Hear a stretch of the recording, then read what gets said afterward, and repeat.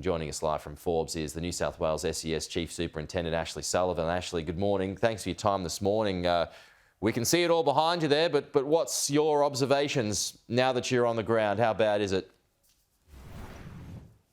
Yeah, good morning. So we were here 2 weeks ago with the major flooding, and we're back again in less than 2 weeks, where this town is again under threat from this major flooding. It is higher than what we saw 2 weeks ago, particularly in the township here, where we have the evacuation order current for a large portion of Forbes. And in a good sign, we have seen the community heed our warnings, which is amazing. But across the state, we have obviously a significant risk with all the flood warnings. 113 warnings across the state.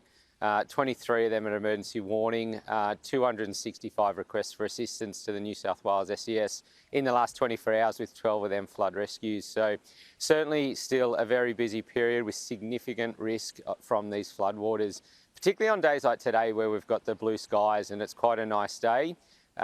We do ask the residents and communities across New South Wales to be concerned, be alert.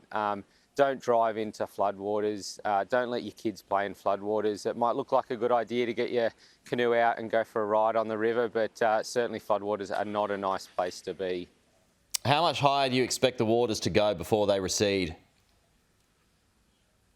Yeah, so I think we're sitting just below 10.7 metres here at Forbes, and we're expecting that peak at 10.8 metres at some stage today. So we've still got a little while for this river to rise here in Forbes. So, and as you said, that river peak is going to stay high for quite a few days before it starts to recede. And then downstream, the communities of Yabalong and Cadoblin are obviously under threat from the Lachlan River, but across the state we've had the Namoy up at Gunnedah causing us concern yesterday.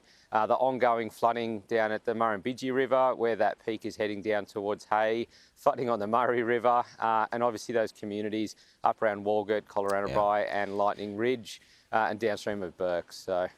Yeah, Ashley, we had the sad news, the confirmation yesterday that the 60-year-old woman who'd been missing since Monday, her body has been found. There's still another man missing though. He's been missing since Monday.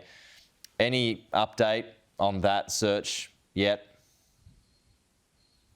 Certainly some very unfortunate news yesterday, and we are still supporting New South Wales Police in their search efforts to find that missing person. So we will continue to support New South Wales Police in doing so, and more the reason why people should pay attention to the emergency advice of the New South Wales SES and emergency services in New South Wales and stay out of floodwaters. Always, if you come across floodwaters or you need assistance, contact the New South Wales SES on 132 500 or 000 if it becomes life-threatening. It's going to be quite the clean-up there behind you, isn't it?